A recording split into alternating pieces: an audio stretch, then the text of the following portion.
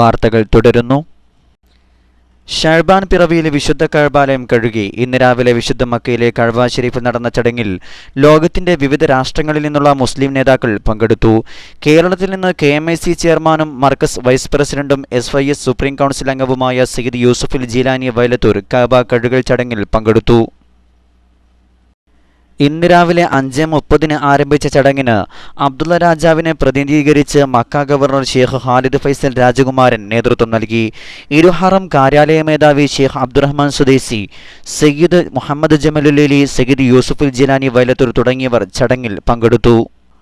വർഷത്തിൽ 2 പ്രാവശ്യം നടക്കുന്ന കഅബ കഴുകൽ ചടങ്ങ് റജബ് 30 പൂർത്തിയാക്കിയതോടെയാണ് തിങ്കളാഴ്ചയായ ഇന്ന് നടന്നത്.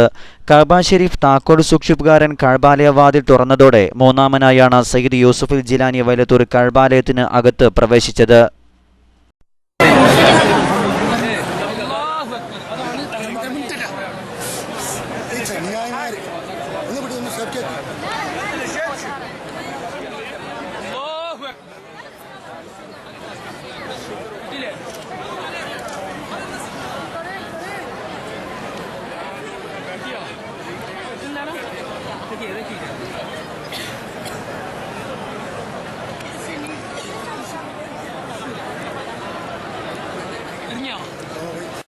ജീവിതത്തിലെ മഹാസൗഭാഗ്യമാണ് കഅബക്കുള്ളിൽ പ്രവേശിച്ചതോടെ നേടിയതെന്ന് ചടങ്ങിൽ പങ്കെടുത്ത് പുറത്തിറങ്ങിയ ശേഷം KMIC chairman Sayyid Yusuful Jilani Vailathur KMIC ന്യൂസിനോട് പറഞ്ഞു.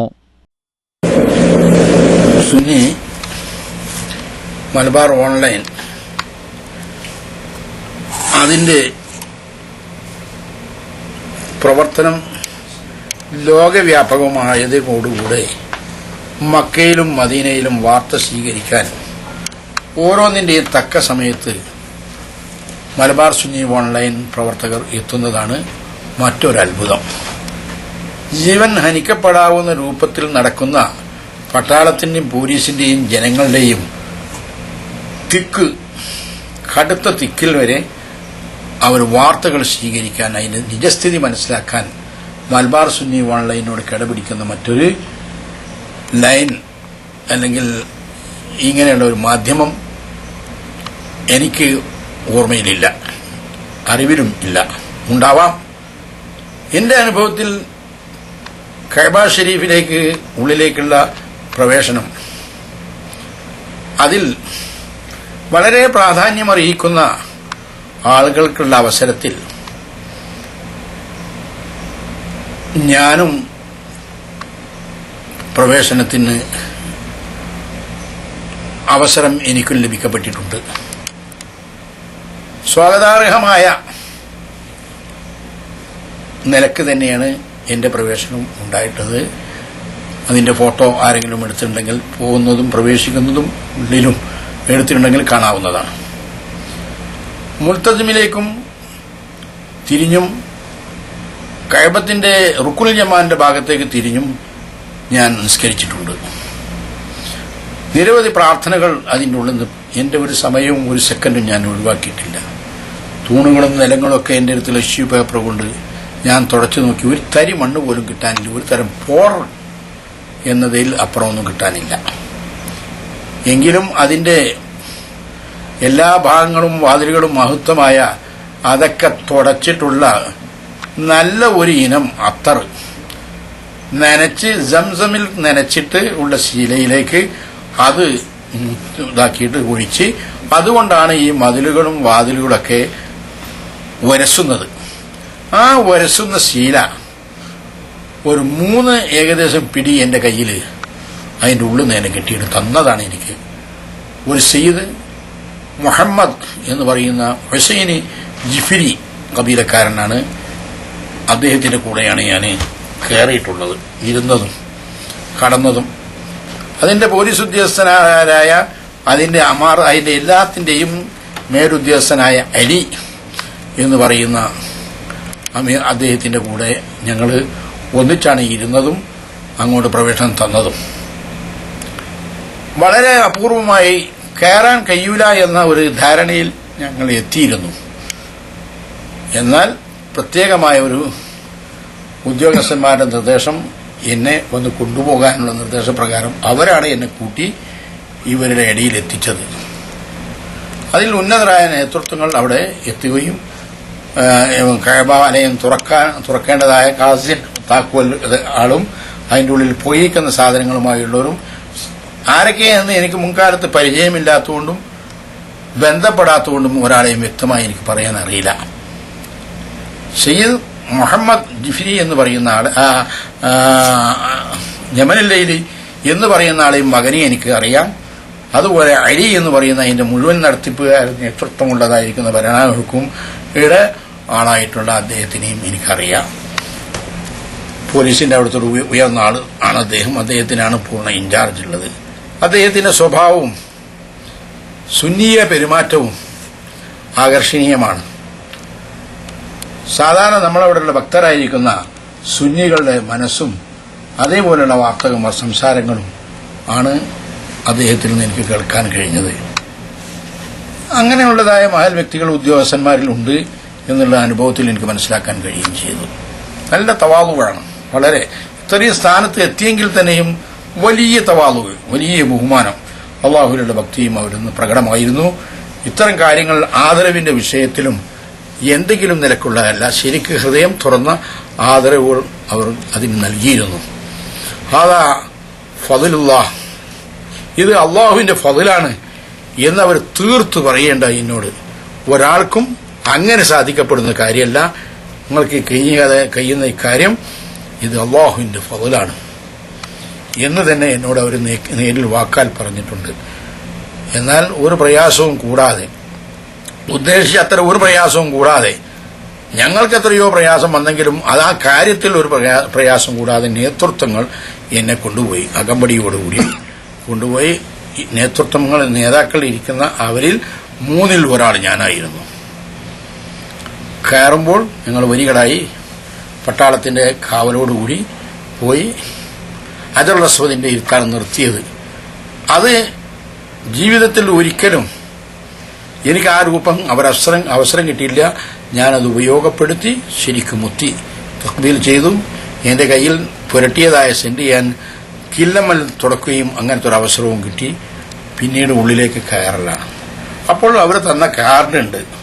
ആ കാർഡ് ഞാൻ എല്ലാവരും ഇടുന്നൊരു ബോക്സ് ഉണ്ട്, അതിൽ എന്റേതും വാങ്ങിയിട്ടു. പിന്നെ എൻ്റെ അടുത്തൊരു ചെറിയ നമ്പർ കാർഡാണുള്ളത്. അതുമായിട്ട് ഉള്ളിൽ കയറി അവിടെ എല്ലായിടത്തും മുൽത്തസിമിലേക്ക് തിരിഞ്ഞുകൊണ്ട്, കഅബത്തിന്റെ വാതിലിന്റെ ഭാഗത്തേക്ക് ഉള്ളിൽ നിന്ന് തിരിഞ്ഞുകൊണ്ടാണ് ആദ്യത്തെ നിസ്കാരം നടത്തിയത്. പിന്നീട് നടത്തിയത് റുക്കുൽ ജമാന്റെ ഭാഗത്തേക്ക്, ഹജറുൽ അസ്വദ് ആ ഭാഗത്തേക്ക് തിരിഞ്ഞുകൊണ്ട് ഇടത്തെ ഭാഗത്തേക്ക്, കഅബത്തിൽ കടന്നപ്പോൾ വാതിലിന്റെ ഭാഗത്തേക്ക് തിരിഞ്ഞെങ്കിൽ പിന്നീട് ഇടത്ത് ഭാഗത്തേക്ക് തിരിഞ്ഞുകൊണ്ടിട്ടാണ് പിന്നെ നിസ്കരിച്ചത്. എത്രയും നിസ്കരിക്കാൻ അവസരമുണ്ട്. അതൊരു ന്യായമായ കാര്യമല്ല. അവിടെ കയറി ഇങ്ങോട്ട് ഇറങ്ങിയാൽ തന്നെ മതി. ആവുന്ന ദിക്റുകളും ഇസ്തിഗ്ഫാറും നമ്മുടെ മുഅ്മിനീങ്ങൾക്കുള്ളതായ ദുആ അവസരം നൽകിയവർക്ക്, അതിന് എത്തിക്കപ്പെട്ടവർക്ക് അതിൽ വളരെ പ്രാധാന്യം അറിയിക്കുന്നത് മാത്തോട്ടം അലിഹാജിയുടെ മകൻ മുഹമ്മദ് സഖാഫി പൂർത്തിയാക്കിയിട്ടില്ലെങ്കിലും സഖാഫത്ത് മുത്തവ്വലിന് പഠിക്കുന്ന വിദ്യാർത്ഥിയാണ് അദ്ദേഹം. അതുപോലെ തന്നെ കലിക്കറ്റ് ഹജ്ജ് ഗ്രൂപ്പിന്റെ അതിന് നേതാവ് ഹുസൈൻ ഹാജി, പൂനൂർ വാവ, ഇങ്ങനെയുള്ള ഏതാനും വ്യക്തികളാണ് യഥാർത്ഥത്തിൽ ഇതിന്റെ പിന്നിൽ. അതിൽ ഹുസൈൻ ഹാജിന്റെ മകൻ ജൗഹറും വളരെ വല്ലാത്ത പ്രയാസങ്ങളൊക്കെ സഹിച്ചിട്ടുണ്ട്. അശ്രദ്ധ കൊണ്ട്, എന്റെ അശ്രദ്ധ കൊണ്ടും അല്ലെങ്കിൽ ആവശ്യമായ ഫയലുകൾ കയ്യിലെടുക്കാൻ സാധിക്കാതെ മറന്നതിലും അതൊക്കെ അവനാണ് പോയി എത്തിച്ച് ചോദിച്ചതും ഉണ്ടോന്നൊക്കെ അതൊന്നും നമ്മൾ മനസ്സിലാക്കിയിട്ടില്ലായിരുന്നു. അത്തരം സെക്കൻഡുകളെ കൊണ്ട് കടന്നു വരാൻ വയ്യാത്ത ഭാഗത്തിലൊക്കെ അവൻ നിഷ്പ്രയാസം കടന്നു വരികയും എല്ലാ രേഖകളും എന്റെ കയ്യിൽ തരികയും ചെയ്തു. അതൊക്കെ ആവശ്യമായി വരികയും ചെയ്തിട്ട് കാണിച്ചു കൊടുക്കാൻ. ഏതായാലും അർഹമുർ-റഹീമീനായ തമ്പുരാൻ ജീവിതത്തിൽ ഇങ്ങനെ ഒരു അവസരം ആർക്ക് തരികയാണെങ്കിലും അവരോട് എനിക്ക് പറയാനുള്ളത്, മുൻകൂട്ടി നിങ്ങൾക്ക് പറയാനും ചെയ്യാനുള്ള കാര്യമൊന്ന് രേഖപ്പെടുത്തി വെക്കുകയാണെങ്കിൽ തകരാറ് പറ്റില്ല. അതിൻ്റെ ഉള്ളിൽ കടന്നു കഴിഞ്ഞാൽ എന്താ ചെയ്യേണ്ടത്, എന്താ പറയേണ്ടതെന്ന് എത്തും പിടുത്തില്ല. ഇങ്ങനെ അതിൻ്റെ ഉള്ളിൽ കിടന്നു ആയി പോകും. പിന്നെ ഞാൻ വേഗം 4 റക്അത്ത് നിസ്കരിച്ച് അത് വേഗാണ്ട് നടത്തി. അതാളുടെ ഏറ്റവും വലിയ അയമാരുകൾ വലിയ കാര്യപ്പെട്ട നിസ്കാരമാണല്ലോ, അതുകൊണ്ട് ചെയ്തു. പിന്നെ മുൽത്തസിമിൽ ചുംബിച്ചുകൊണ്ട് ദുആ ചെയ്യാൻ വേണ്ടിയിട്ട് സയ്യിദ് മുഹമ്മദ് യമനിലെ നിർദ്ദേശപ്രകാരം അത് നടന്നു. അതുവരെ അതിൻ്റെ ഉള്ളിൽ നിന്ന് എനിക്ക് ആ ബോധമില്ല. മുൽത്തസിമ് പുറത്തുനിന്നുള്ളത് ആ ഉള്ളിൽ നിന്നും ഉണ്ടാവുന്നുള്ള ഓർമ്മയില്ല. കഅബത്തിന്റെ ഭാഗം വലത്തെ ഭാഗത്ത് ഉള്ളിൽ നിന്ന് തിരിയുമ്പോൾ വലത്തെ ഭാഗത്താണ്. ഞാൻ ഒന്നിച്ചില്ല, ഒരു 1.5 അടിയോളം 2 അടിയുടെ താഴെയുള്ള സ്ഥലമാണ്. 2 അടപ്പുണ്ട്, അതിൻ്റെ ഉള്ളിൽ കൂടിയാണ് ഞാനും ചെയ്തു. ആരും നോക്കിയെന്നില്ല. മൂക്കും മുഖവും വെച്ച് അവിടുന്ന് ദുആ ചെയ്തതാണ്. പടച്ചവനെ എനിക്കും എൻ്റെ ബന്ധപ്പെട്ടവർക്കും ഇതിനവസരം നൽകിയവർക്കും അർഹമായ പ്രതിഫലവും ഐശ്വര്യവും സന്തോഷവും റാഹത്തും നീ നൽകണം. അവരുടെ ഉദ്ദേശങ്ങൾ പൂർത്തിയാക്കി കൊടുക്കണം. ഇസ്സത്തും ഐശ്വര്യവും തരണം.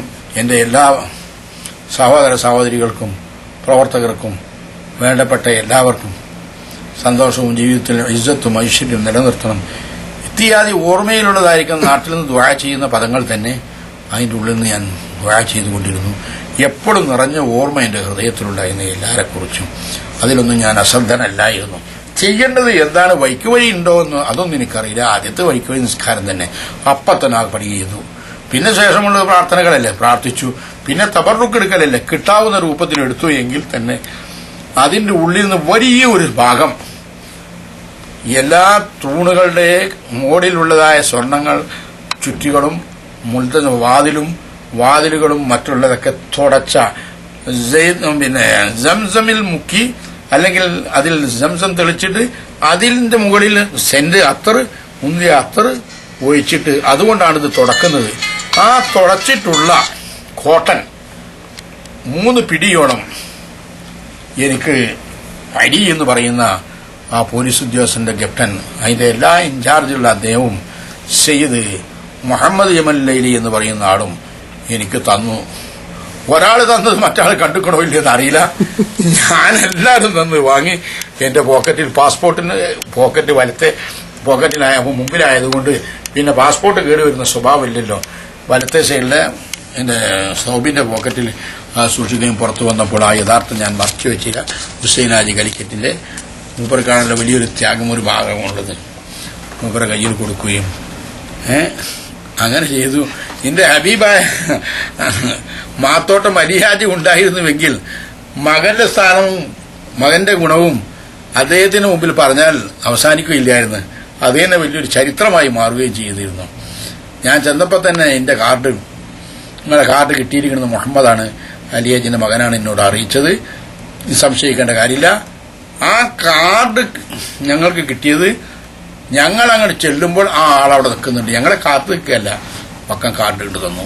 കാർഡ് ആരെങ്കിലും വലിച്ചു പോകട്ടോ എന്ന് പറഞ്ഞുകൊണ്ട് ക്ലിപ്പ് ചെയ്യുകയും ചെയ്തു. അങ്ങനെ ഞങ്ങൾ ഒന്നിച്ച് തന്നെ പോയത്. പിന്നെ അദ്ദേഹത്തിനെ കണ്ടില്ല. ഓപഴന്ന ഞങ്ങൾ തൊട്ട് മറന്നെങ്കിലും സമയത്തിന്റെ കൃത്യതയിൽ ആൾ വന്നു. എന്റെ അടയാളങ്ങൾ നോക്കി വിളിച്ചു, കൊണ്ടുപോയി വിടാൻ പറഞ്ഞു. എല്ലാവരോടും വഴിമാറി തന്നു. ഇന്നെങ്ങനെ കൊണ്ടുപോയി എവിടേക്കേ ദ്വാരപാലകന്മാർ അടുക്കുന്നുണ്ട്, എന്നെ തട്ടാനോ. അവർ പറഞ്ഞ് മാറാൻ പറഞ്ഞു. പട്ടാളം എന്നെ കൊണ്ടുപോകുന്ന പട്ടാളം എല്ലാവരും ഒഴിഞ്ഞ് എല്ലാവരും ഇങ്ങനെ നോക്കുന്നുണ്ട്. കാരണം ഞാനൊരു അപൂർവ മനുഷ്യനായിരിക്കുമെന്ന് വിചാരിക്കുന്നു. വലിയ ആരോഗ്യമൊന്നുമില്ല, വലിയ ഒന്നും കണ്ടാലുണ്ടാവില്ലേക്കും. ഏതായാലും അറിയാത്തവരുമല്ലേ ഈ മഹാരഥന്മാരായ ആളുകൾ, ഉന്നത നേതാക്കൾ. ഇവരൊക്കെ എല്ലാ ത്വരീഖത്തിലും ഉള്ള മഷായിഹന്മാരിൽപ്പെട്ട ആളുകളും കൂടിയാണ്, ചില്ലറക്കാരല്ല. അവർ സുന്നത്യമായതിന്റെ വിശ്വാസാചാരങ്ങൾ മാത്രമല്ല, അവരൊക്കെ ഓരോ നിലക്കുള്ള തരീഖത്തുകൾ, അതുകൊണ്ടൊക്കെ അവർ ബയ്യത്ത് ചെയ്യപ്പെട്ടവരാണ് എന്ന് കാര്യങ്ങൾ മനസ്സിലാക്കാനും കഴിഞ്ഞു. ഞാനുമായിട്ട് ഇടപഴകിയിരുന്നു, കാര്യങ്ങൾ മനസ്സിലാക്കാൻ കഴിഞ്ഞു. കുറേയധികം കിതാബുകൾ എന്നെ ഏൽപ്പിക്കപ്പെട്ടു. ദലായിൽ ഖൈറാത്ത് മുതൽക്ക് പല പ്രത്യേകമായ അദ്കാറുകളുടെ കിതാബുകളൊക്കെ അവർ സ്വന്തമായി അടിച്ചവർ വിതരണം ചെയ്യുന്നതും അവർ ദിക്ർ ഹൽഖിന്റെ മജ്ലിസിലൊക്കെ ഞാൻ പോയപ്പോൾ ഇവരൊക്കെ വലിയ സമുദ്ര വിജ്ഞാനമുള്ളവരാണ്. അങ്ങനത്തെ ആൾക്കാരെ കൂടെയാണ് ഞാനിതിനൊക്കെ പോയതും ഉള്ളിൽ കയറിയതും. എന്തൊക്കെ ചെയ്തു എന്ന് ചോദിക്കരുത്, കാരണം എന്തും ചെയ്യാവുന്ന കാര്യങ്ങൾക്കുള്ള അവസരം 4 റക്അത്ത് ഞാൻ ചെയ്തു എന്ന് പറഞ്ഞല്ലോ. എന്നാൽ അതിൽ ഉപരി അവിടെ ഇരുന്ന് ചെയ്യാൻ സമയമുണ്ടായിരുന്നു. ഇരുന്ന് ദുആ ചെയ്തുകൊണ്ട് സമയം കളയലല്ലോ, അത്ര അവസരങ്ങൾ ഉപയോഗിക്കൽ, ആവശ്യമായ കാര്യങ്ങൾ ദുആ ചെയ്യാനും മറ്റും. അതിൻ്റെ ഉള്ളിൽ നിന്നും പിടിച്ചു പുറത്താക്കലൊന്നുമില്ല മക്കളെ, അങ്ങനത്തെ സ്ഥലമൊന്നുമല്ലാതെ. പിന്നെ അതിന്റെ ടോപ്പിലേക്കൊന്നും നോക്കാനൊന്നും സാധിക്കൂല, എനിക്കതൊക്കെ പാടെ മനസ്സിലില്ല. കണ്ണ് കണ്ടതൊക്കെ ചുറ്റുഭാഗമൊക്കെ കണ്ടു, ഉള്ളു ഉരുണ്ടിട്ടൊന്നുമല്ല. ഏകദേശമൊക്കെ ഒന്ന് മനസ്സിലാക്കി. നല്ല വൃത്തിയിലും നല്ല മാർബിളിലൊക്കെയാണ് അതിൻ്റെ ഉള്ളിലുള്ളത് നിസ്കരിച്ചു. അതിൻ്റെ ഉള്ളിൽ പടമൊന്നും ഞാൻ കണ്ടിട്ടില്ല, ഉണ്ടായിരിക്കാം. എനിക്കെൻ്റെ സ്വന്തം ശരീരം തന്നെ അതിൻ്റെ എല്ലാ ഭാഗത്തും വെക്കാനുള്ള ആഗ്രഹക്കാരാണ്. സുജൂദൊക്കെ ഞാൻ അതിൻ്റെ തനി നിലത്ത് തന്നെയാണ് ഞാൻ നെറ്റിത്തടം വെച്ചിട്ടുള്ളത്. ആവശ്യമായ ദിക്റുകളും ഇസ്തിഗ്ഫാറുകളും അതൊക്കെയാണല്ലേ നമുക്ക് വേണ്ടത്. അതൊക്കെ ചെയ്തിട്ടുണ്ട്. എൻ്റെ മഹാനായ ഷെയ്ഖ് CM വലിയുടെ പേരിൽ 2-3 പ്രാവശ്യമായി ഞാൻ ഈ അവസരത്തിൽ ഫാത്തിഹ വിളിച്ചിട്ടുണ്ട്. അവരോട് തവസ്സുൽ ചെയ്തിട്ടുണ്ട്. എൻ്റെ കാര്യം അവരെ ഞാൻ അറിയിച്ചിട്ടുണ്ട് സിയാറത്തിലൂടെയും.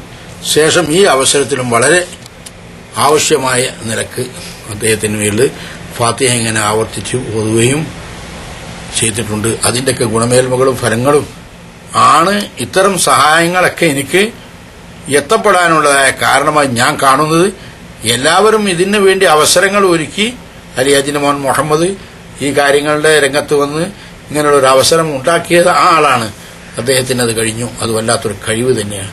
പിന്നീട് മറ്റൊരവസരം മുഖ്യമായിട്ട് കരിക്കറ്റ് ഹാജ് ഗ്രൂപ്പിന്റെ ഹുസൈൻ ഹാജിയാണ്. അതും പൂനൂർ ബാവയും ഹുസൈൻ ഹാജിന്റെ മകനും ഈ 2 വ്യക്തികളൊക്കെ വെച്ചാൽ പിന്നീട് ഇതിന് സപ്പോർട്ട് സഹകരിച്ചതായ വ്യക്തികളാണ്.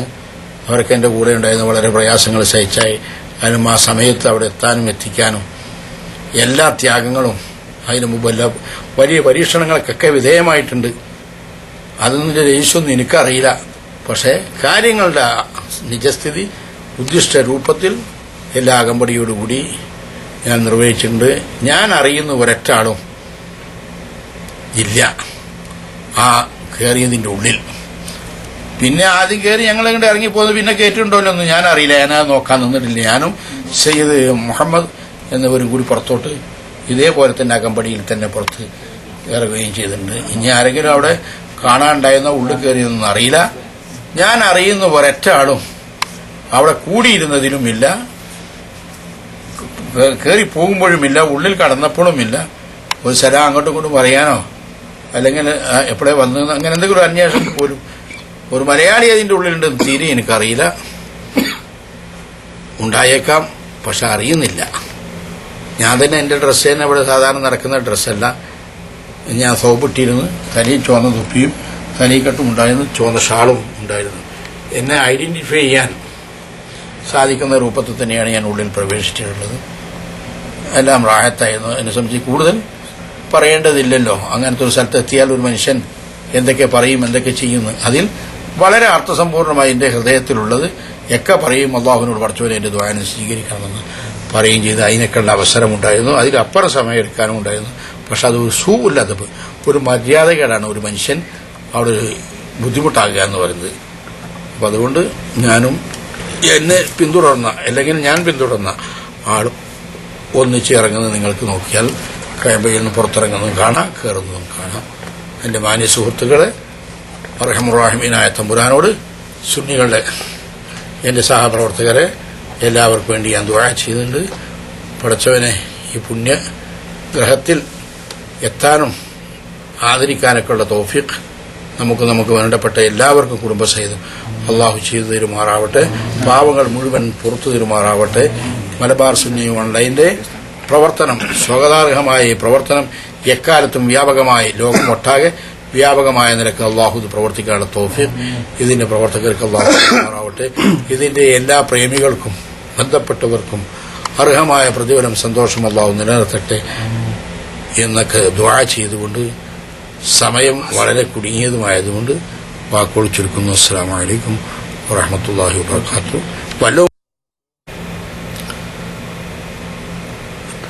സർവ്വസമയവും എ.പി. ഉസ്താദ് കടന്നു വരുമോ എന്നൊരു ചിന്തയുണ്ടായിരുന്നു. മൂപ്പരുടെ ചുറ്റുപാട് സൗദിയെ സംബന്ധിച്ചിടത്തോളം വളരെ അനുകൂലമായ ഒരു നാറ്റുവേലി എന്ന് പറയാം. എന്തിട്ടാലും നല്ലതായ വിള വളർച്ചയും ഉണ്ടാകുന്ന ഒരു നാറ്റുവേലിയുണ്ട്. പലരും അതിന് നാറ്റുവേലി എന്ന് പറയും, തിരുവാതിനാറ്റ്, പല പേരുകളും ഉണ്ടെങ്കിൽ തന്നെയും അതിൻ്റെയൊക്കെ ഗുണമേന്മകൾ ഒരൊറ്റ മുളയും മുളപ്പിക്കുമ്പോൾ അത് വൃക്ഷങ്ങളൊന്നും നഷ്ടപ്പെടാതെ വള്ളികൾ വരെ തീർത്ത് അത് നഷ്ടപ്പെടാതെയും കൊണ്ട് ഉപകാരപ്രദമായി വരുന്ന ഒരു കാലാവസ്ഥക്കാണ് അങ്ങനെ നാറ്റുവേലി എന്നൊക്കെ പറഞ്ഞു വരുന്നത്. എന്നാൽ എൻ്റെ കൽബിൽ എ.പി. ഉസ്താദ് കടന്നു വരുമെന്നും എ പി ഉസ്താദിനെ കടന്നു വരുമ്പോൾ വിളിക്കണമെന്നും ഒപ്പം കയറാൻ പറ്റുമോ എന്ന് നോക്കണമെന്നൊക്കെ ഒരു ചിന്ത ഉണ്ടായിരുന്നു. പക്ഷേ ഞാൻ കയറുന്നത് വരെ അതിൻ്റെ ഉള്ളിലും നോക്കി, അപ്പോഴൊന്നും കണ്ടില്ല. അത് എൻ്റെ ഹൃദയത്തിൽ ഉറച്ച് തെളിഞ്ഞു നിന്നിരുന്നു എ പി ഉസ്താദ് അങ്ങനെ വരുന്നതായിട്ട്. അതങ്ങനെയാണല്ലോ, ഒരു മനുഷ്യനോട് അങ്ങേയറ്റം പ്രിയം ഉണ്ടാകുമ്പോൾ ഇത്തരം കാര്യങ്ങൾ കടന്നു വരാൻ മാത്രമുള്ള യോഗ്യതയും എത്തപ്പെട്ടാൽ അതിന് അർഹമായ ആളുകൾ കൂടെ വരാനുള്ള യോഗ്യത എത്തപ്പെട്ടിട്ടുള്ളതുകൊണ്ട് അങ്ങനെ പ്രതീക്ഷിക്കാമല്ലോ. ആ നിലക്കുള്ളൊരു പ്രതീക്ഷയായിരുന്നു. എങ്കിലും ഇതിൻ്റെ ഈ അദ്ദേഹത്തിൻ്റെ സയ്യിദ് അബ്ദുറഹ്മാൻ ഉള്ളാൾ തങ്ങളുടെയും എ പി ഉസ്താദിൻ്റെയും മഹാനായ സി എം മുനീറയുടെ നിർദ്ദേശാനുസരിച്ചുള്ള ഇവരുടെ പ്രവർത്തനം, നേതൃത്വവും അത് സ്വാഗതാർഹം തന്നെയാണ്, തുല്യതയില്ലാത്ത ഒന്നാണ്. അതുകൊണ്ട് ഈ നിലക്കൊക്കെ എത്താവുന്ന ഒരു അവസരത്തിനും യഥാർത്ഥത്തിൽ ഇവരുമായുള്ള ബന്ധം, മാനസികമായും ശാരീരികമായും മറ്റുള്ള കൂട്ടുബന്ധം എനിക്കൊരു വലിയ പങ്കാളിത്തം ഉണ്ടാക്കിയിട്ടുണ്ട് എന്നതിൽ സംശയിക്കാൻ വയ്യ. ഇവരൊക്കെ ആയിട്ടുള്ളതായിരിക്കുന്ന കൂട്ടുകെട്ട്, ഇവരുടെ നേതൃത്വത്തിന്റെ പിന്നിൽ ഞാൻ അണിനിരന്നുകൊണ്ടുള്ള ഏതാനും ഗുണമേന്മകളിൽ ഇതും ഈ കൂട്ടുകെട്ടിനുമൊക്കെ കാരണമാവും. ഹുസൈൻ ഹാജിയുടെ കൂട്ടുകെട്ട്, പൂനൂർ ബാബ ഹാജിയുടെ കൂട്ടുകെട്ട്, അലി ഹാജിയുടെ മകൻ മുഹമ്മദിന്റെ കൂട്ടുകെട്ട്, ഇതൊക്കെ ഈ സംഘടനയുടെ ഒരു ഭാഗം തന്നെയാണ്. ഇതിൽ കൂടെ തന്നെയാണ് ഈ അവസരങ്ങളൊക്കെ ഉണ്ടായിട്ടുള്ളത്. അതുകൊണ്ട് എപ്പോഴും ദുആ ചെയ്യാറുള്ളത് പോലെ തന്നെ നമ്മുടെ നേതൃത്വത്തിന് സി എം വലിയുള്ളയുടെ നിർദ്ദേശമനുസരിച്ച് പ്രവർത്തിച്ചു പോരുന്ന സുന്നത്യമായതിന്റെ പ്രവർത്തനത്തിന് നേതൃത്വം നൽകുന്ന നമ്മുടെ നേതാക്കളായ സയ്യിദ് അബ്ദുറഹ്മാൻ ഉള്ളാൾ, അതേ തുല്യതയില്ലാത്ത നമ്മുടെ നേതാവ് ഷെയ്ഖ് എ പി ഉസ്താദ്, അങ്ങനെയാണ് ഞാൻ പറയാറ്. കാരണം നിരവധി പേരുകളൊക്കെ പാടാവുമ്പോൾ ഒക്കെപ്പാടെ ഒന്നിച്ച് തന്നെ പറയേണ്ടി വരും. അപ്പോൾ അതുകൊണ്ട് ഞാൻ എ പി ഉസ്താദ് എന്നാണ് വിളിക്കാൻ ഏറ്റവും ഇഷ്ടപ്പെടുന്നത്. അങ്ങനെ തന്നെയാണ് അദ്ദേഹത്തിനെ 1000 ആളുണ്ടെങ്കിൽ 1000 അപ്പേരിലേ അറിയുന്നുമുണ്ട്. അപ്പോൾ എല്ലാവരും അറിയുന്ന, ഞാനും കുട്ടിക്കാലം മുതൽക്ക് അല്ലെങ്കിൽ എൻ്റെ പ്രായം തുടക്കം മുതൽക്ക് തന്നെ അറിയുന്ന ആ പേര് അദ്ദേഹത്തിന്, എ പി ഉസ്താദിന് അല്ലാഹു ഐശ്വര്യവും ഇസ്സത്തും ദീനിന്റെ ഖിദ്മത്തിലായി ദീർഘകാലം നമ്മുടെ ഇടയിൽ പ്രവർത്തിക്കാനുള്ള തൗഫീഖും അദ്ദേഹത്തിനും അനുയായികളായ നമ്മൾ മുഴുവൻ ആളുകൾക്കും, അതുപോലെ ദേശത്തും വിദേശത്തും അദ്ദേഹത്തിന്റെ നേതൃത്വത്തിൽ നിലനിന്ന് സുന്നത്തമായതിന്റെ ഖിദ്മത്തിൽ അടിയുറച്ചു നിൽക്കുന്ന സർവർക്കും അല്ലാഹു എല്ലാവിധ അനുഗ്രഹവും ഐശ്വര്യവും നിലനിർത്തി, പരസ്പരം കൃപയും സന്തോഷവും നിലനിർത്തി, നിഫാഖ്, കാപട്യവും ഹസദും അസൂയ പോലത്തെ നമ്മളെ രക്ഷിക്കുമാറാവട്ടെ എന്ന് ദുആ ചെയ്തുകൊണ്ട് തൽക്കാലം ആ ഭാഗം ഞാൻ അവസാനിപ്പിക്കും. പ്രവാസികൾ എന്ന് പറഞ്ഞതിന്റെ അർത്ഥം ദേശത്തും വിദേശത്തും എന്ന് പറഞ്ഞിട്ടുണ്ട്. അതല്ലേ പ്രവാസികൾ എന്ന് പറഞ്ഞാൽ? വിദേശത്ത് വന്നു കൂടിയവരല്ലേ? ദേശത്തും വിദേശത്തും അദ്ദേഹത്തിന്റെ നേതൃത്വം സ്വീകരിച്ച് പ്രവർത്തിച്ചു വരുന്നവർക്ക് ദേശത്തും വിദേശത്ത് എന്നവരല്ലേ പ്രവാസികൾ എന്നൊക്കെ പറയാ. അല്ലാതെ പിന്നെ ആരാ ഈ രണ്ടു കൂട്ടരല്ലാത്തവരാരാ? ദേശത്തും വിദേശത്തും എല്ലാത്തും ആരെങ്കിലും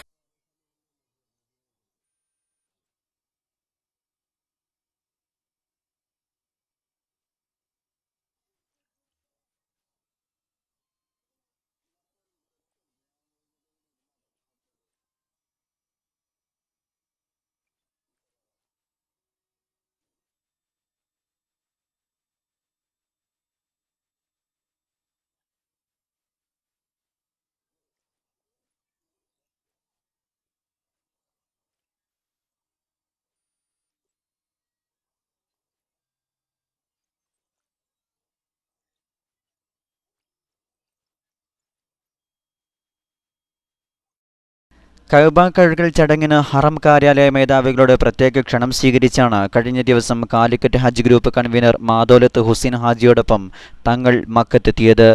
സയ്യിദ് ജമലലിയുടെ വസതിയിൽ നടന്ന മൗലിദ് മജ്ലിസിലും സയ്യിദ് വൈലത്തൂർ തങ്ങൾ മുഖ്യാതിഥിയായിരുന്നു. ഇന്ന് മദീന സന്ദർശനം പൂർത്തിയാക്കി സയ്യിദ് വൈലത്തൂർ നാളെ നാട്ടിലേക്ക് മടങ്ങും. സാമൂഹിക പുരോഗതിക്ക് സാംസ്കാരിക സമന്വയം അനിവാര്യമാണെന്നും മതങ്ങൾ നൽകുന്ന സന്ദേശവും സാരവും മാനവികതയുടേതാണെന്നും കാന്തപുരം AP അബൂബക്കർ മുസ്ലിയാർ പറഞ്ഞു. ഇന്തോനേഷ്യയിലെ ജവാബംഗിൽ നടന്ന അന്താരാഷ്ട്ര സൂഫി കോൺഫറൻസിൽ മുഖ്യപ്രഭാഷണം നടത്തുകയായിരുന്നു അദ്ദേഹം. ജക്കാർത്തയിലെ റൗലത്തുസ്സലാഹ് എന്ന സംഘടനയാണ് സൂഫി സമ്മേളനം സംഘടിപ്പിച്ചത്. ഇന്തോനേഷ്യയിലെ ജക്കാർത്തയിലെത്തിയ കാന്തപുരത്തിനും മൂസ സഖാഫി പാതിരമണ്ണക്കും ദിയോന അലിയുടെ നേതൃത്വത്തിൽ ഔദ്യോഗിക സ്വീകരണം നൽകി. ഷെയ്ഖ് അഫീഫുദ്ദീൻ ജീലാനി, ഹബീബ് ഉമർ അബ്ദുള്ള സഖാഫ്, മുഹമ്മദ് സർസിന്ദി എന്നിവർ പ്രബന്ധങ്ങൾ അവതരിപ്പിച്ചു. മതപണ്ഡിതർ, ഇന്തോനേഷ്യൻ മാധ്യമപ്രവർത്തകർ, വിവിധ സാംസ്കാരിക സംഘടനാ നേതാക്കൾ കോൺഫറൻസിൽ പങ്കെടുത്തു.